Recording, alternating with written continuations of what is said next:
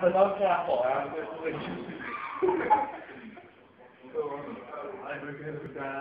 To je Karol. to tam Amsterdamu, ne?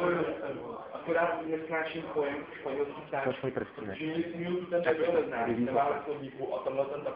Co, furt na mě španělský ptáčky, španělský ptáčka. Já, ty jsi zase posral, ne? Protože mi to chodí, já ho mám rád, strašně. Slábil jsi si, vole, já. No, jasný. Jaký španělský ptáčky, ty vole. Já španělský ptáčky miluji, jako jídlo třeba. Jak nejsi Tam máš španělský ptáčky, jako jí musí mluvit. Jak kouřili v té dvojce, ne?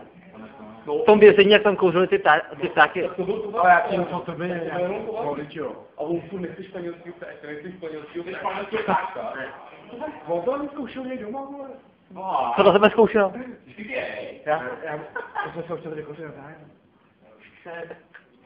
Kvůli můžeš. Šel, no to jo, nemá nikdo náklad. Já ji mám. Mám to podíl na. Počkej, ale u sebe ji nemám. Máš tady na tohle, Já ti na to flusnu, asi to bude lepší. Tak na to pustím. Tak jo, jdi to dolů. Jsi na to?